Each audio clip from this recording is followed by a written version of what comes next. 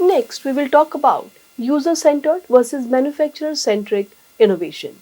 This work builds on the work by Professor Hippel in his book Democratizing Innovation, which is published by MIT Press in April 2005. He has pointed out that the users that innovate can indeed develop exactly what they want, instead of relying on a manufacturer. So they have created a distinction between a user-centric and a manufacturer-centric innovation. Users can be either the firms or the individual consumer which are expecting to benefit from the using a particular product or a service. Whereas manufacturer essentially expect to benefit from selling a particular product or a service. The manufacturer might be using different types of intellectual property rights like patents, copyright, and other protection to prevent the imitators from free riding on their investments. In this traditional model, the user's role is only to have needs, whereas manufacturers identify the needs, fill in the gap, bring in the new design, and produce the novel products. The functional source of innovation in that case depend upon the functional relationship between the innovator and the innovation.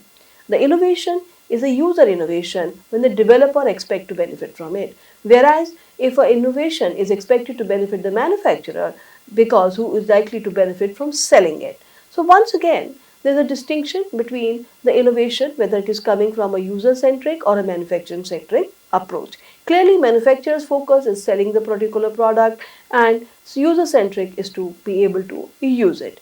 The user and manufacturer categorization and this relationship between innovator and innovation can be extended to the special function, attribute, products or the features itself. Say for example, we have electric light switch. There are certain set of users which are the householders who have put those switches in their house and they are daily using them. Whereas on the other hand there is an electrician who is also a kind of a user. What if an electrician come up with a model which is very different from the existing way of switching on and off the lights? Clearly, given the experience the electrician has with switchboard, there is a lot more potential that they will be able to come up with those designs. What we have found that many a times this kind of a user's innovation is indeed being neglected in the public statistics as well as in the innovation surveys.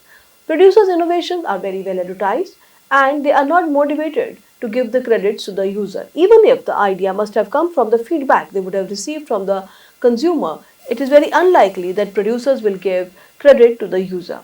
Recently, we have seen that the drivers which has facilitated the user-centric innovation have indeed grown. Some of these include internet and social media networks, facilitator and main sources of user-driven innovation like Linux, Firefox and digital products which are based on user-generated content. These are some of the examples which come from Professor Hippel's book and they highlight that there is indeed a high percentage of developing and building products for their own use. These include printed circuits CAD software, library information systems, surgical equipment, Apache OS servers, software security features, consumer goods, extreme sporting equipment, and also like a mountain biking equipment. The two examples which come from his book are that of mountain bike innovation and development of instant messaging at MIT. Here, he has pointed out that learning by doing can be incredibly cheap for user within their own narrow niche of doing. For instance, think from a point of view of a person who is now using a mountain bike and they realize that whenever they are doing the trick and they take off their feet off the bike pedal in the mid-air, the pedals often spin. As a result, when they put up their feet back, it is becoming increasingly difficult for them.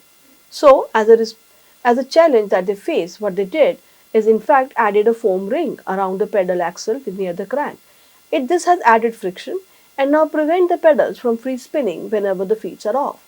Clearly, that kind of a solution has also potential to be mass produced, be incorporated in the original design. But where does it come from? It comes from the very specific need of the person who is using the mountain bike and find it difficult to put his feet back because the pedal is spinning. Another example which comes from his book is about the development of the instant messaging at MIT. He has pointed out that in 1987, MIT Lab for Computer Science has thousands of Athena workstations online. and they had difficulties diffusing system administrator information rapidly. On-site programs programmed Zephyr, which is an instant messaging system. Very quickly, it was being used by the students for instant messaging as well.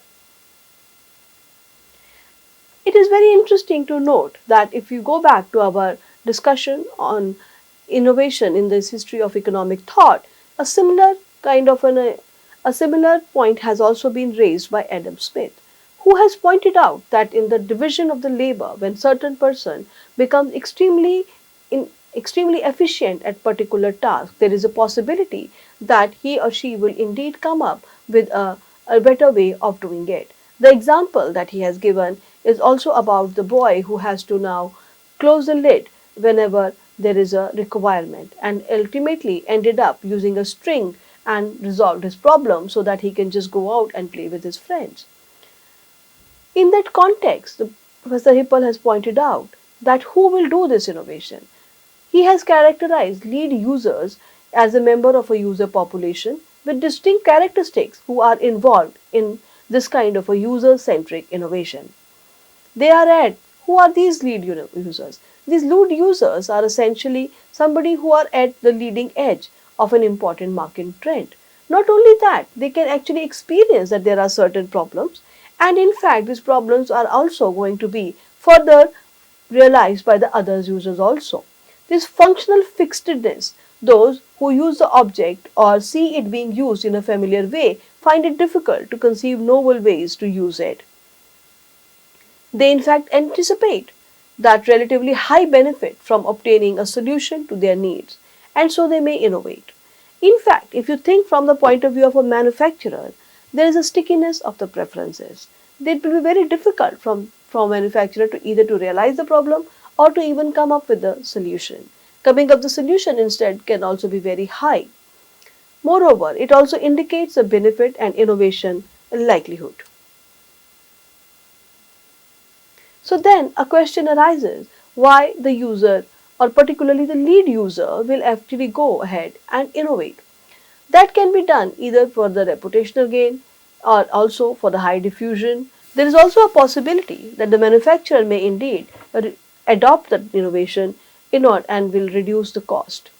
There can be private benefit from fun and learning and the communities which have the norm of sharing. So far, the user about whom we have been talking about was effectively a consumer. Now think from a point of view of a company, which is also a user because they are buying maybe an intermediate good from another supplier. Such kind of a firm may have some specific requirement. They can either introduce that specific requirement on their own, or they might ask the manufacturer or an outsider to do it for them. They have to take in account the transaction cost involved in from outsourcing vis-a-vis of what they will be able to do on their own. Agency costs in this case are going to be very high. What would be the agency cost? First of all, they would have to find a manufacturer who would be ready to do what they are going to do. If not so, they might have to hire somebody who would be ready to do the innovation or engage with the research and development. They have to not only hire the person, they have to ensure that the person works toward it and reduce the cost engaged in shirking the work. As a result, because of the engagement of high transaction cost, it might be beneficial for the company to in fact go ahead and innovate on their own. As a result, you will find that if there are certain specific requirements which might be the need of for the suppliers, they would rather do that on their own instead of asking the manufacturer or engaging with the external teams.